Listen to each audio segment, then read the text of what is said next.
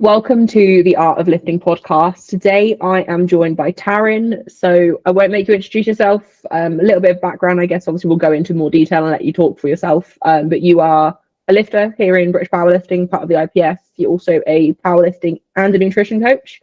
Yep. And a big part of why I wanted to get you on today, which we kind of briefly spoke about before, is you've had a lot of growth over the last, say, probably year, I would say. Or at least from an outside perspective, it looks like that, and I kind of want to delve into that. But before we do, I would like to ask you how you got into powerlifting in the first place. Okay, so this is a long time ago now. It's always so funny when people talk about how they've been powerlifting for like 10 years. I was like, that's such a long way away. And it's really creeping up. I'm like, oh. But initially, so I grew up near Carlisle, as northwest of England, on the border. All the gyms when I was like 15, 16 years old, you had to be 16 to get a membership. Like I think that's pretty standard most places still. But I remember I can't remember what sort of sparked that interest, but I was like, oh, I'm gonna go try that. Like I'd always been like relatively sporty throughout school. Played rugby for like 2 teams for best part of like 8 years, right the way through secondary school. Enjoyed other sports that we did through school, but rugby was like the main one for me. But then I can't remember what triggered it, but I was like, I'm gonna get a gym membership when I turn 16. And I remember talking to one of the lads on the team. I was like, oh yeah, I'm just gonna start going. And they were like, oh, just a couple of times. I was like, no, I'll go like 4 or 5 times a week. And they were like, yeah, that'll last like 2 weeks, whatever. Here we are like 8 years later. It just hasn't really stopped. So like most teenagers, just got in just for like, just wanted to be a bit bigger. Like I wasn't particularly big, wasn't particularly small either, to be honest. I was very average teenage boy. I don't know. I just fell down the rabbit hole of just like eating and growing and just learning what I could. It was like one of the first things I think I've ever just been like, when you're so interested in something that you don't even have to like try to learn about it. You just like soak it up. It's just like, it was the first thing that really, really ever clicked for me. So got into that. We were lifting like idiots for a couple of years. It was actually one of our younger friends. So there was a couple of us that went to the gym, and we knew a couple of lads in the year below. And one of them was, we saw him one day, he was benching. And I was like, why is he benching more than us? I was like, I don't get it. He wasn't particularly big. We're like, that's what's going on. So I pestered him. I asked him what he was doing. He explained that he was trying powerlifting out. So he was like the only person I knew. Which looking back, knowing that he was younger than me, so he must have been like 15, 16 at the time, or whatever. I was like, go on then, I'll give it a go. He told me about like proper programming, where to find stuff. I think I ran Calgary 16 week about 3 or 4 times in a row. But by like the 4th time was already like playing with it and just changing things out and swinging around and moving things around. So arguably I started powerlifting before I even left school. I was still at secondary school doing my A-levels. And I, by the end of secondary school, was the only person I knew who did it. I didn't actually know any other powerlifters really. Then I came to uni. We were in our first year flats. There was a sports fair that I didn't go to, but one of my friends was like, oh, there's a powerlifting team. I was like, no, there's not. There's a weightlifting team, but there's not a powerlifting team. He was like, no, it's a powerlifting team. All right, I'll go check it out, go give it a go.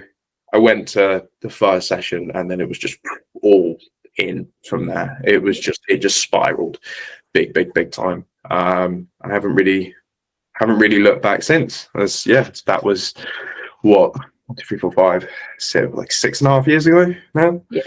And it just hasn't, that interest has just, I would say, has just grown actually.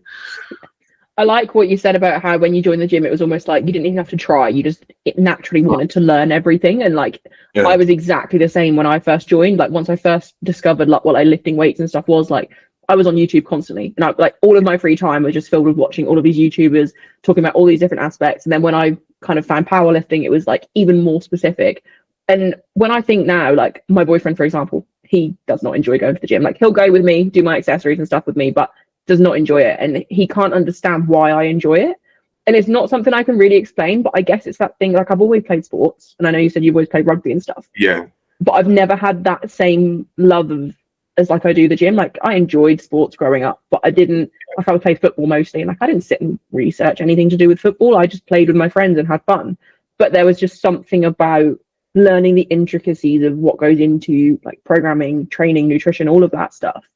It just almost came naturally. And I don't know how you explain that to someone that I guess doesn't just have that instinct. I think it's like anything. It's like some people are really into, I don't know, horse riding or golf, or like neither of those things really interest me.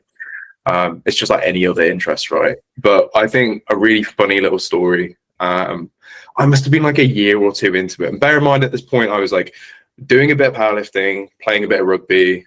So it was like that sort of overlap, because there was a small overlap for like a year or so. And I was just enjoying it. Like I think it was that realization of like, I'm enjoying this more than anything that I've ever done. And I think that scared me a little bit, because I remember coming home from like rugby or something, and I was talking to my mum in the car, and I was so worried about the fact that I might not enjoy it as much as I did right then in the future. She's big into her sport. She's been rowing since I was like very small, so competitive rower. Has won like a bunch of like masters, national stuff. She'd been like heavily involved in the club. She was their like their captain, their president for like 5 or 6 years. So she was really good, sort of like sport role model, if you like. But she was she like brushed it off so quickly. It was like, I can see how much you're enjoying it. Like it will be fine. Like it'll be what it is, which was really nice. And she was right, of course. Yeah, and I think not the exact same, but like I think I was a little bit similar with football in that was my, I've played all these different sports growing up, but that was my main sport from the age of about 10. I played for every team I could, right? And then I got to 16 and I joined the gym, and I was like, I don't want to go to football training this week, but I do want to go to the gym every day. And it's like, no, I'm not just too tired to go. Like I genuinely don't want to. And there was this moment where I was like, you don't have to pick one or the other, but also you're clearly enjoying one a lot more. Yeah.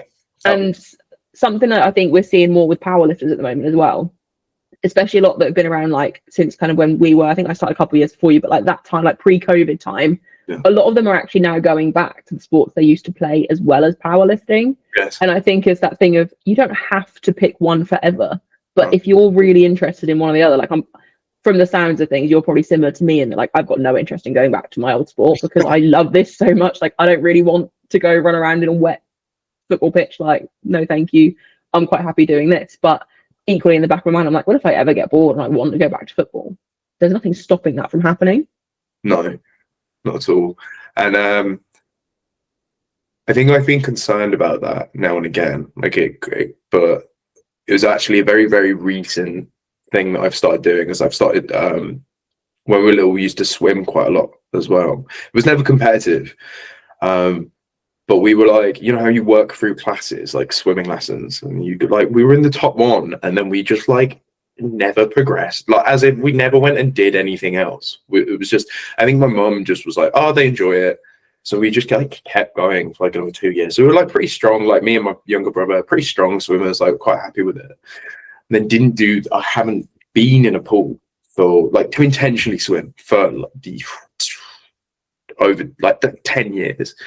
And literally like 3-4 weeks ago, realized like, okay, I need to start doing a bit of cardio. I started going once a week. And I was like, this is great. I was like, there's nothing wrong with this.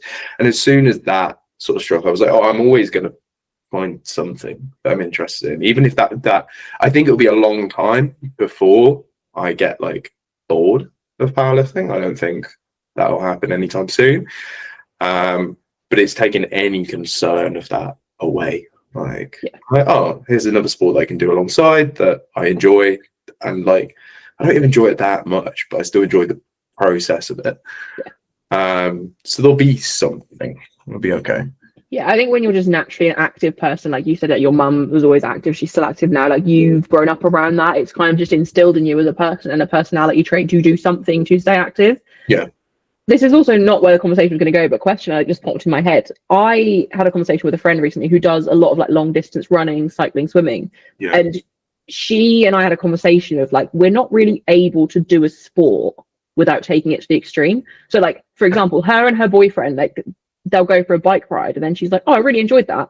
I'm going to sign up to a triathlon. Like it's always like trying to take everything to the extreme. And I guess what I kind of thought of, the reason it popped in my head was because you were saying like about swimming alongside powerlifting. It's like you're doing that as like a bit of a hobby rather than I'm not now going to start signing up to swimming. I don't know, swimming galas. Is that still what they're called? I don't know, something like that. But like as a really sporty person, if you did decide, oh, I don't really want to be a powerlifting athlete anymore, you'll probably find something else you want to do competitively. But equally, 100%. It's nice to be able to have a balance of doing something active for the sake of just moving, not the sake of competing. What is interesting about that though, is despite the fact I won't be, competing in swimming, obviously we know like relatively steady state cardio is good, like it's good to support like just general health. I really struggle with the steady state bit. I'm like, if I'm going to go and swim, I'm going to go and like tire myself out. Like I'm going to push it as hard as I can. I'm already every week like nagging a Kate. I'm like, got another 4 lengths in the same amount of time this week. I've got another I managed to do 2 extra consecutive lengths in the same. I'm like, it's so far removed from powerlifting, but I'm still just like, how do I get better at this? That's just like natural. And I didn't expect that either. Like I turned up and was like, oh, I'll just go and do I'll have a easy swim, like feel good, and I'm like getting out and my watch is telling me I'm doing like 170 BPM in the pool. I'm like, oh, that's not zone 2, whatever. I think it is just that personality trait though, isn't it? Like you are, and it's almost, it's fun. Yeah, and I think it's a little bit of, you need to have a goal with everything, and I don't think that's necessarily the healthiest way to be, but I think generally as an athlete in any sense, like you're probably going to have that in you. Like you're not going to be able to just take things like if I do steady state cardio, I'll just go on the cross trainer because I know I can't really push that, like unless I'm putting the intensity right up and barely able to move it. I'm probably like, I'm not going to be sprinting on it, right? I'm just going to be actual steady state, heart rate controlled. That'll probably be my go-to because I know that there's like, I'm not going to push that crazy. But equally, that's probably why I also get bored doing it, because there's no goal other than do 20 minutes. Yeah, I actually bought I bought a static bike to put in our garage off Facebook Marketplace. I put it in once a week for 20 minutes for 1 block, and I had the first knee flare up of knee pain I've had in best part of a year. So I was like, well, that needs to go. Like I'm not doing that anymore because it was the only thing that we changed, and they both went in the last week. I was like, it's too much. Hence I started swimming because it's just so low impact. I was like, that'll do. That's perfect. And touch wood, so far I actually come home feeling better than when I went, which is nice. Yeah, I think there is definitely more of an emphasis lately, which I think it just goes around in circles with powerlifting, that you don't have to just powerlift. Like you need to also, obviously we know, and it's not so much thing anymore, that you don't need to look after your health at the same time. But I still think there's the rhetoric. And I think because of the circles I'm in, the way I think and the way I am with my clients, I'm very much add your cardio in, move, be healthy, look after your heart rate, get your recovery up, But then I see people online and I'm like, that they're still like, oh no, I don't want to do cardio, I just power lift. And I'm like, there needs to be a bit of give and take. It's like someone I know on the nutrition side, she recently left powerlifting and she went to bodybuilding. And she's saying about how actually, in a weird turn of events, bodybuilding has been so much better for her relationship with food, because when she powerlifted, the rhetoric was eat as much as you can, eat junk food, comp day, just fill yourself with junk. And it's like, that's not the rhetoric anymore, at least in my circles. But then I'm like, actually, it probably is still the rhetoric for a lot of people. Yeah, for sure. And I think it comes with age and time as well. I don't want to sit here and say that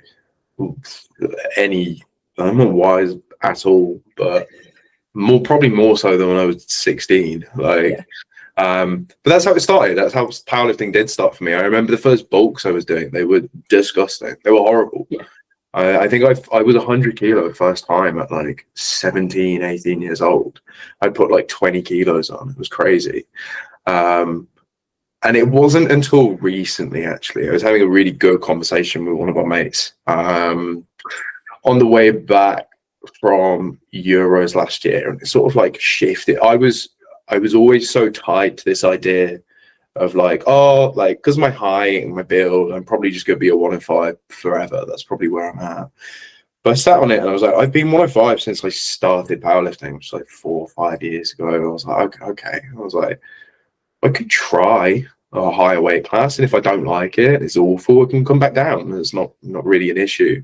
But that was one of the things that went hand in hand with that decision, was like, if I am going to go up a weight class, I really am pushing what my frame can hold here.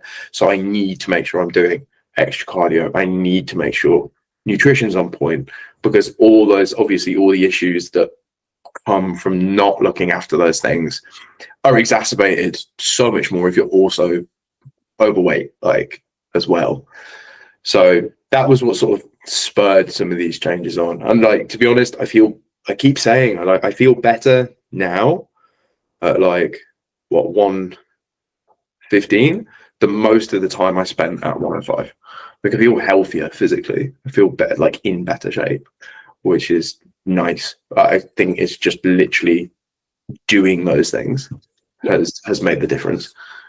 Yeah, it's just respecting your health alongside it, isn't it? Like you say, yes, going up a weight class, it probably sounds counterintuitive to add in extra cardio, but as soon as you start to sit too heavy, like I notice it, if I creep up to like the 90 kilo mark when I'm like prime out, well, probably just after comp, to be fair, just from float, but like my body moving around just feels so much harder just with those extra few kilos. And then I'm like, when you like, especially on the men's side, I think it used to be the rhetoric that you had to go up, and especially as someone that's taller, it was like, you have to bulk, you have to, like, it's height classes, not weight classes, you have to eat up.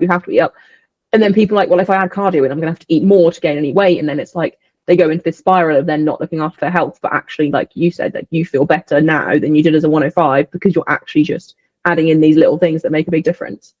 100% feel better, but also like, we know that 20-30 minutes of cardio once, twice a week is not going to burn enough energy for it to actually like do anything scale wise, especially when we're talking about, especially like larger men, we're talking anywhere from like 4,000 to 6,000 calories a day. Your 20-minute bike ride is not going to do anything. Like you can burn through like a mouthful of food in that time. Like it's not going to make any difference, but the difference it will make to your heart health, how you feel just day to day, will be enormous. It'll be great.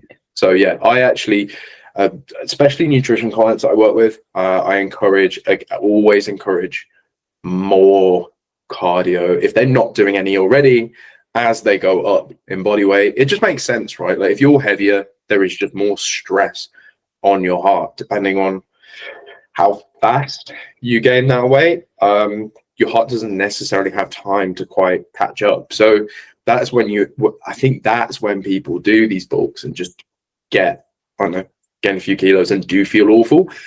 It's because everything else hasn't caught up yet. Yeah, 100% agree. So this kind of leads quite nicely on. So you got into powerlifting at a pretty young age. I think I've got your open powerlifting up. So did your first comp at like 18? So pretty young, very like a good age to get into the sport, obviously. Yeah. At what point then did you decide to get into the coaching aspect? Okay, so I can't remember which year it was, but have you been part of like a uni powerlifting team before? I used to coach the local one here, but I wasn't ever part of one. I didn't go to uni.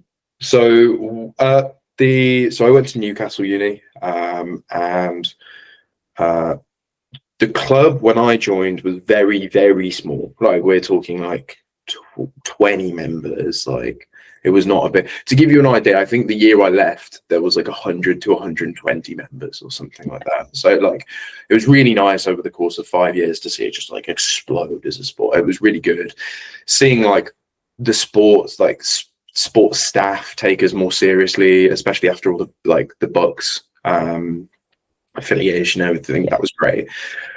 But the club was coached by an older member of the club. It was like the club didn't have money at the time to bring coaches in, so it sort of self-sustained itself. And it got to the point where we were on the committee, like me and a couple of friends, we were sort of like the oldest in the club. It was like second, third year. I'm like, oh, someone needs to coach this. Or like, let's, and the requirements from the uni actually were very low. All we needed to do was get our British Powerlifting level 1, and I think we were good to go after that point. They were like, we didn't question anything. We were like, okay, no problem. But it meant the club could exist and carry on. Like if that hadn't happened, we wouldn't have had S&C time. We wouldn't have had like time in the S&C. We wouldn't have really had club sessions. So it was kind of, despite not even realizing at the time, we're like, this is a bit too easy. Like it was that or no club. So like, okay, we'll do it. We'll give it a go. So spent a load of time doing in-person bits. Realized I enjoyed that. Obviously was being coached privately. So knew like coaching existed. Like as a profession and as just in a bit more detail. And I took on a bunch of people to do privately. Maybe like 6 of them for well over 6 to 8 months, just for free, just to be like, is this something that I enjoy? And I was like, do I like this?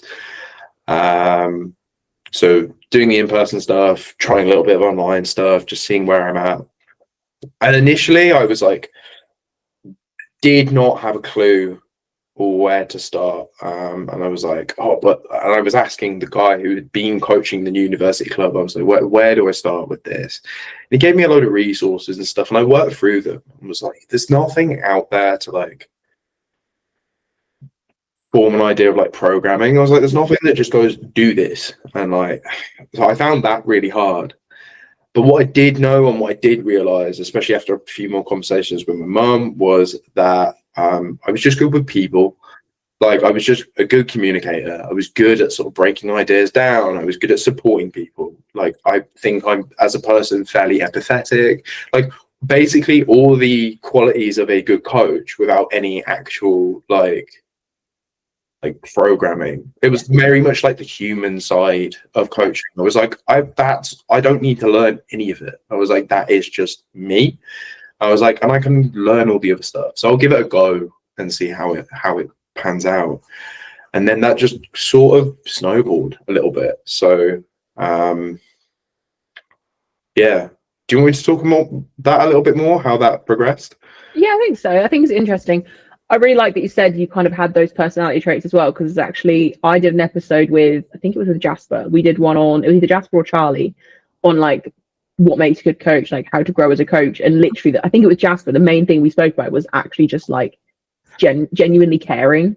Yeah, genuinely caring, and then also just good communication. Like being able to speak to people and just being able to communicate ideas. And realize where the athlete's at. What I don't like sometimes, I have a little bit of a gripe with it, is where you get certain coaches that will communicate in one way to all their clients. Yeah, I actually don't think that's a good coach. Like a lot of people, it's like, oh, it's just them. I'm like, that's not actually being a good coach. Yeah. You are a good coach to a certain demographic. And don't get me wrong, everyone's going to lean into it, like they're going to have a preferable demographic. But if you're butting heads with people all the time because, I don't know, you can't empathize with them, that's, you know, that's a failure on your behalf. Like that is something that can be done better and should be done better, I would argue. Yeah, I agree with you really strongly on that. Actually, and that's something I've definitely spoken about many times in the past, because I think where you worked kind of in person with the uni club, I worked as an in-person trainer, and in those environments you're forced to learn to just get on with everyone. Obviously to a degree, right? There's always going to be the odd people that we don't gel with, whatever, but I think a part of being a good coach is being obviously the people person side of it, being able to actually coach the person, not just provide the program, the black and white. And then part of that, I think, is learning and being able to tell how different personalities need you to treat them as well. And I think that's that human element, the people skills side. Yeah, for sure. Definitely. Yeah, I think it'd be interesting to go more down that path then. So it sounds like, again, your mum was a very big leader in kind of building your confidence to go down that route and everything. So you coached a few of the uni guys for a bit, just for free to see if you enjoyed it. And I'm assuming the answer was yes, you really enjoyed it. What kind of happened from there then? So time frame wise, was this like towards the end of your uni career or kind of It's quite probably early on? halfway through initially. I'm going to spiral back to my mum a lot actually in a minute, because she actually recently, probably in the last year or two, had a massive role to play in why I ended up where I am now. Yeah. But yeah, this probably was year 3 out of 5. Been doing it for a little bit of time. Very normal progression from that was to try and put like a name behind it. So I put a name behind it, which was Atlas Powerlifting at the time, which has changed recently, but Atlas Powerlifting.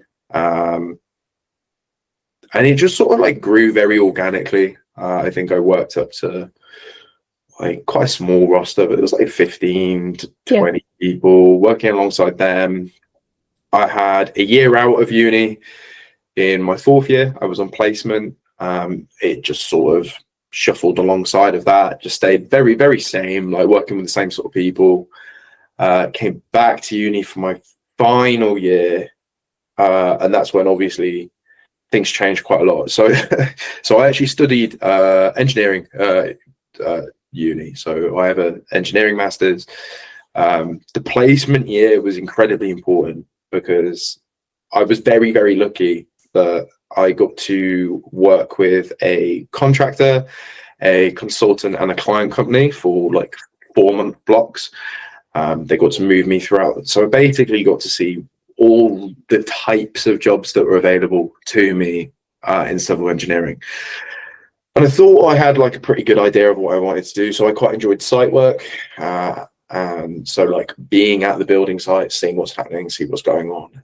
It wasn't until I came back to uni and had some like time to zoom out and think about it that I was like, I only enjoyed the site work in comparison to all the office-based stuff. I was like, oh, but I didn't actually enjoy the site work at all. I was like, oh, this is awkward now because now I've got to finish this master's year and I don't really want to do any of the jobs that are left at the end of it because they're all boring. I was like, I just don't enjoy them. It's not, again, coming back to what we were saying earlier about when you find something you're so interested in, you don't even have to try and learn. Like I did well at uni, but it didn't come naturally. I put a huge amount of time into it and like came out with good grades and what have, but it never had that like natural grab that I'd experienced elsewhere.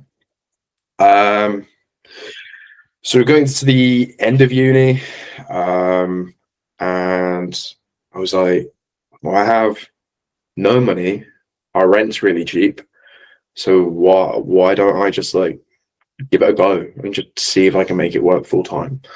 I was like, now and like I can do some part-time work alongside. I was like, but there is no better time than now for me to try. I was like, I've seen so many people who talk about wanting to go full-time or have gone full-time from other jobs, and that the transition period from that sounds incredibly stressful, incredibly hard. I was like, this is zero stress because everybody I work with is just another step up. There's no trade-off or anything. I'm like, oh, just give it a go.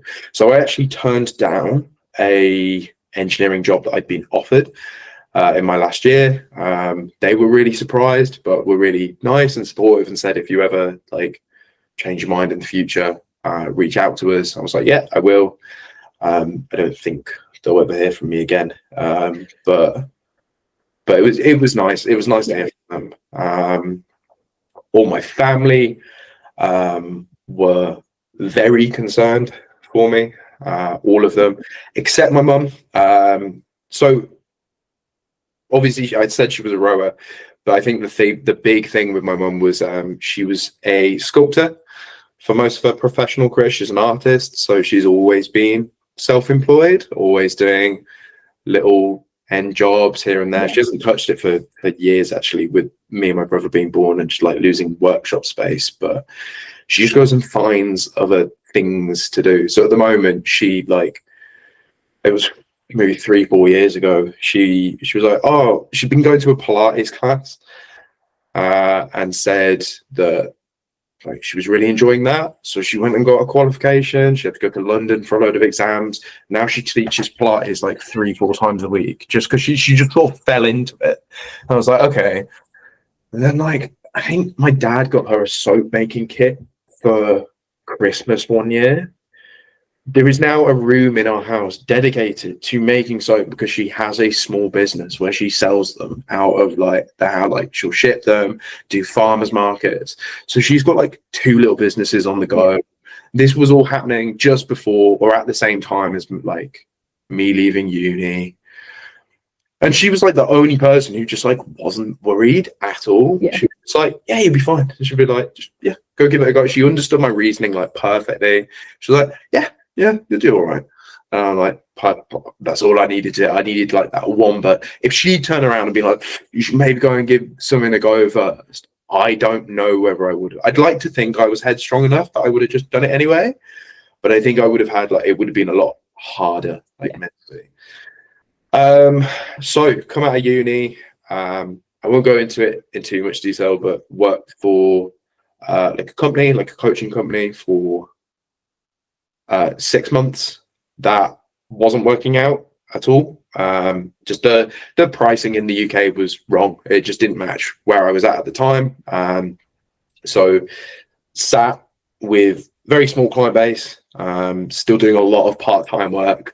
So I was working pretty hard Monday to Thursday, doing powerlifting stuff, and then would work these really long shifts at like a cafe near our house. That was just, I've done cafe jobs since I was like 14, and this one place that I worked was the worst by like a long shot. Just the management and like how busy it was, it was insane. So that didn't make it any easier. So just working like 7 days a week and just plowing on. But then earlier so it was this year, it was middle of January this year. I was like, right, I'm just going because I jumped at the company idea because it still gave me that like bit of security, if you like. I was like, at least I'm not going at this like completely by myself. So leaving them made my like all my family panic even more, especially like my dad and people. Like, just he would never say anything to me, but like was stressed. And I was like, I'm just going to I can do this by myself. I was like, I did it at uni by myself. I was like, why do I? Okay, so we'll go at it again. And it made the previous 6 months or so feel like I was like driving with the handbrake on the whole time, and going by myself was like, it properly felt like we'd just taken the handbrake off. I was like, oh, this is how it worked, because it was like everything I was doing, like social media bits, like meetings, everything. It felt so much more. It felt like it was for me. It felt like just for me. So I just absolutely threw myself into it. And then it just sort of took off from there by itself, and it keeps growing. I keep meeting new people, and they're all great. Everyone I work with has been brilliant this year. They've been amazing. And then that brings us to where we are now, October. So it hasn't even been a full year yet. But obviously with offering nutrition now as well, I renamed the company. So instead of Atlas Powerlifting, it's now Atlas Performance. And then here we've landed. Yeah, it's definitely been, from an outside perspective, like, I'll be totally honest, I don't think I knew who you were at this time last year. But every time I'm now, like, in my brain, if I'm like, oh, who are some UK powerlifting coaches, you will be one of the first people to hop into my head because of what you're doing on social media And obviously I do know of quite a few like of your lifters, whether it's nutrition or powerlifting, but you've really created this presence for yourself online, which I think is obviously a massive key in terms of marketing anyway.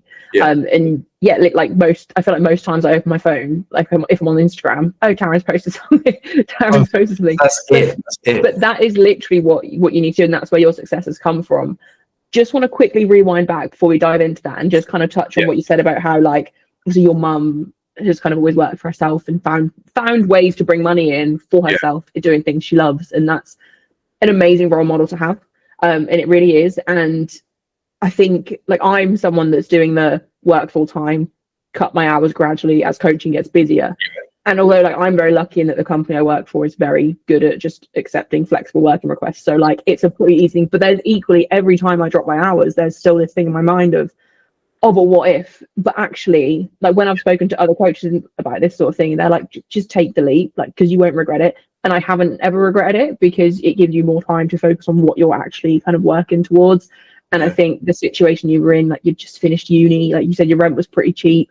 If you're open to doing like a part-time job somewhere as well, what have you got to lose? Like, because you'd rather that than if you get yourself stuck in a 9 to 5 or something similar that's probably going to leave you feeling pretty tired and just drained by the end of the day anyway. Yes, you're still going to put the effort in for the coaching, but you're probably not going to be going at it with the same enthusiasm, the same energy, as well as balancing training as well, because during this whole process you've also been training. And I think that's something else that's probably worth touching on as well. And a question I did want to ask you before we kind of go back to you as a coach a little bit more. How do you find balancing coaching alongside like switching off and being the athlete? Like, is that something you've found hard to navigate at all?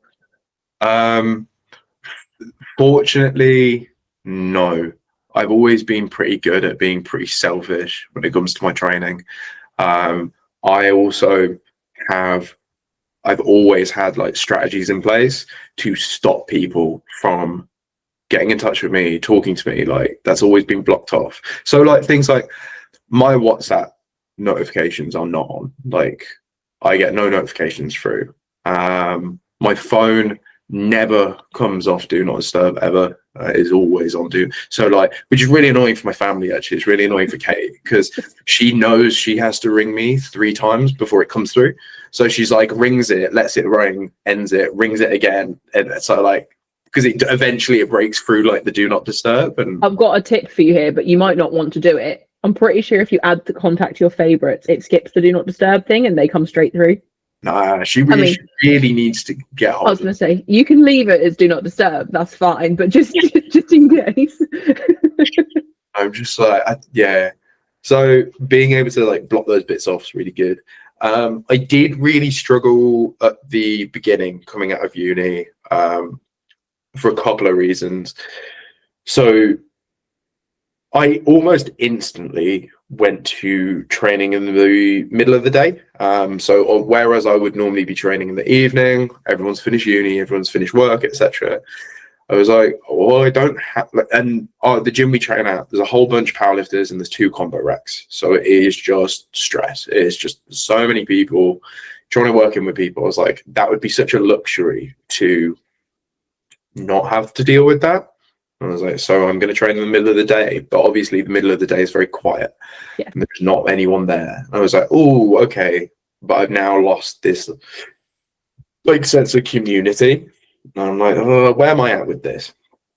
And then it was towards the beginning of this year, one of my friends is a dentist. And he's very, very fortunate that he is able to be quite flexible with his lunchtime hours. So we were like, we've been wanting to do this for like 2 years. We're like, why don't we just train with each other all the time? So me and Matt now train together like 4 times a week, every week. And that is like, our training between the 2 of us is just like blown up, because I don't need a distraction, because we're just bouncing off each other and just like have that environment again where we are just training to get better and really getting to focus in on ourselves. So being able to split the 2 has been pretty easy recently. The longer we can keep this running that we've got at the moment, the better, because we're both happier for it. Yeah. I guess you get the sense of community without the busy gym. Like, you still have someone else there training similar goals, someone to talk to about training. but also you're not surrounded, and your sessions probably don't take too long either with that. Well, they might. We can talk. It's pretty good. What I found really interesting was when I was at uni and I was just around people more often, those sorts of conversations that would stall a training session used to really annoy me. And I used to be like, oh, I need to get back to this. Me and Matt sort of have a flow going, but we'll happily like jump into relatively like deep conversations or just like training bits, and I actually really enjoy those conversations now. I will be the person to chew someone's ear off, because when I'm at home it's just me and the dog all day. Like there's no one here. Like, whereas when I was at uni I was talking to people all day every day. Now that's been removed. When I like, the gym is my social time. Like, it is a lot of my social time now, which is fine. I don't have a problem with it, but like those sessions now get dragged out because we do gas quite a lot as well. Yeah, to be fair, anytime I go to a gym, because I work from home and train at home as well, my poor boyfriend isn't overly chatty, or like, he's quite a quiet person. The second he gets home from work, I just talk 100 miles an hour at him. But also on the odd occasion I do then go train at a gym, I definitely see myself just like all of a sudden, even though I'm like, oh no, I don't talk when I train, I really like do my own thing. No, I talk constantly. Yeah. Constantly. It's good though. I don't think it's a bad thing. I think if it's getting to the point where like you're not actually able to train, then that's when it's too far. Yeah. I hope if any of my clients listen to this, none of them need to spend longer talking. No, it's talking, but also you've got to be productive at the same time. Like, you shouldn't be talking for 10-15 minutes between sets, right? No, like no. Talk for a couple of minutes as you're changing the load on the bar, whatever. If you're actually having a rest, that's fine. Yeah. But yeah, your session still shouldn't be taking hours and hours on end, right? It's knowing when to have those conversations, right? It's like my biggest gripe is when someone just seems to switch off before a top set. When I have like a 10-minute conversation, I'm like, when we get closer, especially to like the end of the block and what have you, we tend to chat, warm up to a top set, hit a top set without speaking to each other at all. And then as it comes back down, like knowing where to put those bits of conversation is really important. 100%. So back to coaching a little bit more. So at what point did you start nutrition coaching? So is that a bit more recent then? That was about probably about a year ago now, actually. So that happened while I was working for this other company. They really supported me with that. It's like any kind of coaching. Like, I did do a formal level 4. Just so I like had some like professional education, if you like. But again, like powerlifting coaching, you can go and read stuff all you want, but most of what you learn and most of what you apply is stuff that you've either learned whilst doing the job or just from gathered experience over the years. As I say, like the nutrition side of coaching, of training, was something that I got very interested in quite early on. So back when I was 17, so it's always been like alongside. That was definitely harder to start. I think there was like a more abrupt start to that, whereas like powerlifting coaching was very gradual over the course of a few years. It was like, no, here we go, we're going with this. So that was difficult, but then like anything has become a lot more natural and a lot more confident over time. How have you found kind of implementing both alongside each other? Like, is it something, do you have quite a set structure throughout the week of how you balance things, or? Yeah, relatively. So I, at the moment, I have everyone's nutrition check-ins are done on a Monday. So Monday in my head is blocked off for nutrition check-ins, and I get back to very few bits of powerlifting that day. Like most nutrition work is sort of has worked through there. It's like a full day of it all. But that's where it is. And then the messaging, like throughout the week, they sort of sit alongside each other. That can be quite difficult sometimes, sort of like switching between like powerlifting and nutrition talk. But again, I've found that's something that I've got better at with time. I'm like quite happy switching between conversations on different topics. So relatively structured in that sense. Just putting things in places. So I have like a book that I write I like just plain notebooks. I'm on my like third one now. At the beginning of a week, what I will normally do is write the dates at the top and then just like a to-do list for each day. Just like a really basic to-do list. And like, for example, on Monday, we'll just say nutrition check-in. And it's like, that is something that needs to be done on that day. And that has worked an absolute dream, just a handwritten book that I can just go through and cross things off of. That's been really nice for so many reasons as well that I haven't really thought about until now. But almost something that I've been asked before is like obviously being able to switch off from work. That's a lot easier. Yeah. If I write stuff down and cross everything off, I can be like, I'm done. Like, that's it, I'm done. And then I can go and do something else. And don't get me wrong, there are nights where I'm sat there at 10:30 doing replies for whatever reason. But I feel quite in control of that. Like, if I didn't want to do replies at 10:30, I won't. I'll just do them the next morning. You know what I mean? So, but the book's been enormous. But yeah, I actually really mirror that with the to-do list. Like, I will write a to-do list of like the non-negotiable. I have to do XYZ today. Yeah. And then once they're ticked off, it's like there is this thing in my brain of, okay, well, I've done everything I have to do. I'm quite bad for seeing messages in my inbox and feeling like I still have to get back to them. And I don't know what reply times you quote, but I quote 72 hours and I always get back to people within 24. Like, it's very rare that I don't. But like in my head, I'm like, I have to reply today. And I'm like, technically, I don't have to reply until like 3 days later, right? And my clients aren't sitting there waiting. So that's probably the only thing that I struggle to switch off with. But in terms of like check-ins, programs to get done, things like that, or like, anything urgent, having it written down makes me feel so much calmer that I've also had a productive day as well. Because I think it's so easy if you don't have a written list to just keep adding stuff to your list for that day. Yeah, massively so. I think what is interesting about the inbox stuff is I definitely related to that until I turned all my notifications off. Because now I'm like, if I'm in that inbox, that's on me.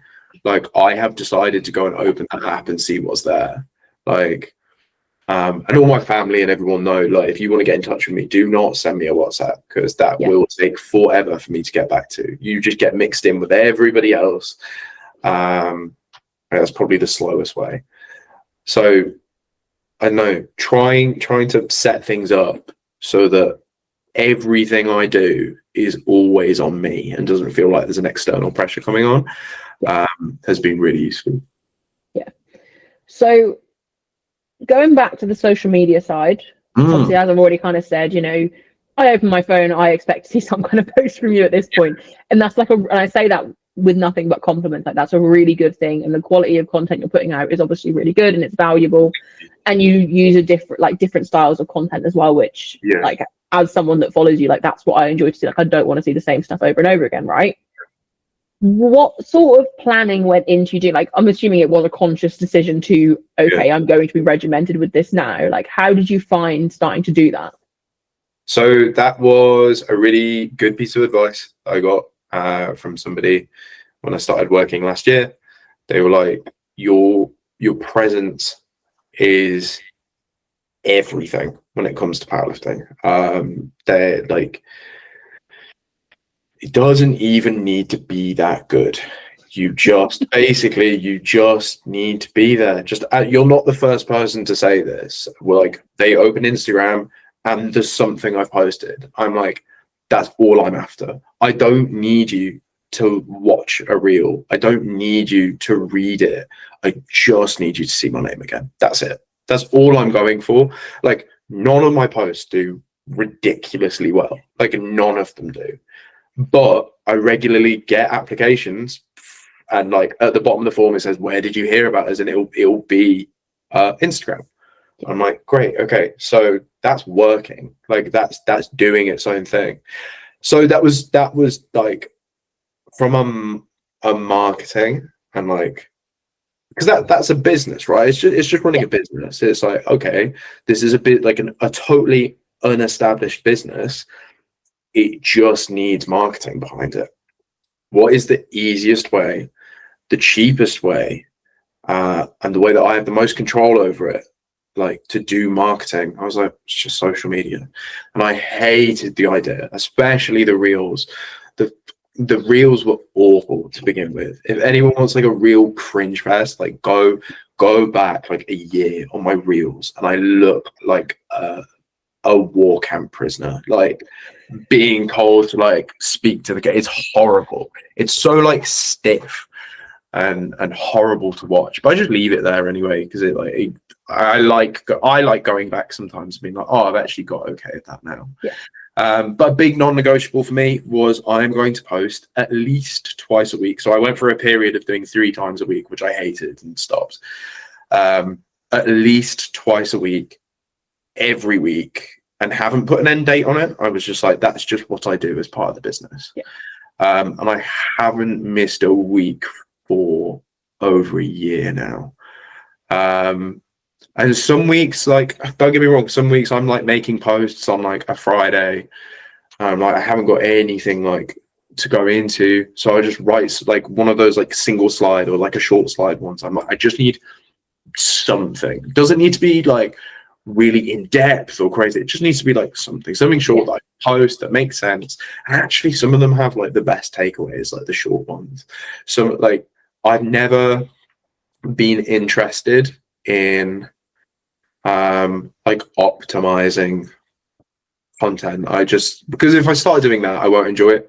Yeah. And like I wouldn't say I don't love it now. Like it is, you know, it annoys me when people put out content. I'm like, oh yeah, I do it because I love like educating and stuff. I'm like, no, you're doing it for your business. That's okay. That's fine. I like the creative aspect of it. Like once I've got like actually making the ideas and forming the ideas, my least favorite part, when I actually get to go and sit down and play with some graphics and stuff, that's great. That's really, really good. I've forgotten what the original question was. Like that, yeah, just me sort of brain dumping about. Yeah, I think you're basically covered it. I can't remember exactly how I worded it, but it was essentially like what was like the thought process behind obviously starting to do those regular posts and everything. And I think you've covered it. I like that you mentioned as well that like they don't get the best engagement and stuff. So this is something that I've had to really have a word with myself on, because my thing is that I always want to have a bit of a presence when it comes to being on socials. And I think from like a personal perspective, that's something I've been quite good at. But from a coaching bit, like people know I'm a coach, but from an actual showing that I'm a coach and thinking of me as a coach, I don't think I've been as good at, because when I've done coaching based content over the last however many years, it never does very well. So then I'm like, oh, well, what's the point? But as you kind of said, it's not about that. And actually anything else that I post, I don't look at how well it does. It's only ever the coaching content that I'm like, oh, well, how well did it do? And I'm like, I don't even expect them to read the stuff that I'm putting. Like, I don't sit and watch an entire reel from the majority of people and I'm interested in powerlifting and coaching, but I'm not going to sit there and watch the whole thing. Why would I expect other people to?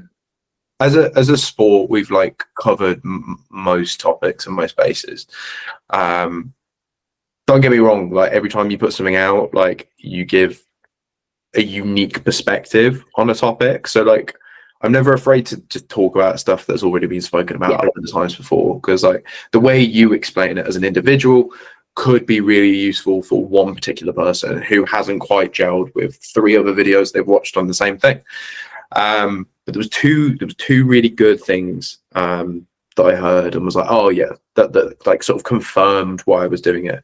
And one was to see your social media not as like, you don't want to see posts as like an individual entity. Like a single post is not important, and like a single post will not bring you 30 new clients. What will bring you clients is having a portfolio of information. That's what that Instagram account exists, as a portfolio. So like, someone hears your name, they go and look at your Instagram, they have a scroll through, it's like, oh, it's just content for like it takes a long time to get out of like my content-y section on my Instagram. You have to scroll for ages. And then another piece of advice that I heard was to think of social media as like you're just handing out flyers. You just got to hand out and just keep handing them out. Like that's all you're doing, is you're just handing out flyers left, right, and center.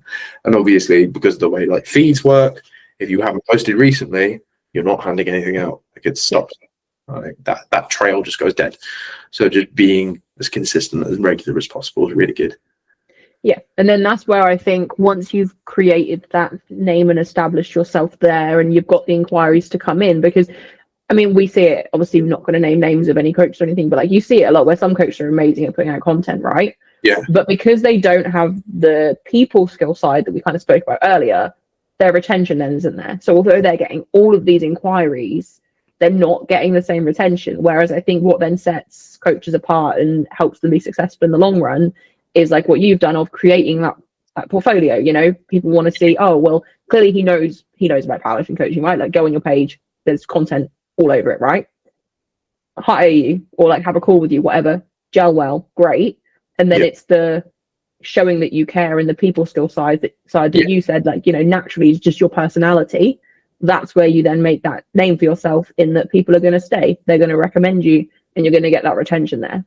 Yeah, I think that comes down. So something that I was probably guilty of for a little bit was, and I think, who was it who I read posted? Jason Clark put something up ages ago, and he just like, it was like a little light bulb moment in my head. It was like I'd focused so hard on marketing for such a long time, and he said something like focus on the clients you do have. Yeah. I was like, oh yeah, I mean, like, not that I was neglecting them, right? But I was like, okay, that changed the whole priority list of like my entire week going forwards forever. So it's like, that's why Mondays start with nutrition check-ins. Tuesday is Tuesday, Wednesday is programs. Like all of my content stuff is the last thing I do in the week now. It is the very last thing I do once everything else has been checked off. Because I don't know, if I miss a Monday post, which I haven't, but if I did, like nobody would notice. But if I missed everyone's nutrition check-ins one week, that would be a pretty big deal. And it's like just making sure that they're put first is like my absolute number one priority now. Yeah. 100%. I like that answer. I don't think I have many more questions for you. We're talking about an hour, to be fair, so it's quite a good place to start wrapping up. In terms of coaching, how can people reach you if you have spaces for coaching, whether that's nutrition or powerlifting? I do. I have both. The easiest way is just to message me on Instagram, whether that be my private account or my business account, or additionally, there's a link tree on my Instagram that has application forms, so they're really useful as well. But I'm pretty easy. I don't care how people get in touch. Like that doesn't really faze me. Like I'm okay with that. Like if you can find my name somewhere in a message box, then go for it. That's okay. Perfect. One last question that I always forget to ask people, but it's something I really want to talk about very quickly before we wrap up completely. Yeah. Have you found yourself struggling with imposter syndrome at all throughout this process? On the powerlifting side of things, no, because it happened so gradually and so naturally over time. And like, I don't know whether it's just me or like the people that have mentored me over the years or the content I've consumed, but I've always been quite comfortable with like, if I don't know something, I can go and learn about it, or I can like be wrong about stuff now and again. I've always been quite comfortable with that. I'm okay with that. And I think as soon as you're like quite comfortable with being wrong, it sort of breaks that wall down. I think more so on the nutrition stuff because everything went at a faster pace, like everything accelerates faster. And I also think the repercussions of getting something wrong in nutrition are higher than powerlifting coaching. Like I think the risk of giving someone a program or a technique change or something is pretty low. But with nutrition, you could damage someone's like relationship with food or something like that. So I actually think that imposter syndrome when it came to nutrition was incredibly important, and like being nervous and being afraid to get things wrong has just encouraged me. And don't get me wrong, I will still get things wrong now and again, and that's okay because that's just what people do. But I think that heightened sense of nerves has been so important, because it sort of drives me to make sure that I'm checking things, make sure I'm looking stuff up, making sure I'm delivering information and advice in like the safest, like most up-to-date way as possible. So I think imposter syndrome's almost, I think some people mistake like just being afraid of being wrong, or like being afraid of making mistake for imposter syndrome. Like, it exists for a reason. It's like it's almost like a safety net to make sure you're not going to mess things up for people.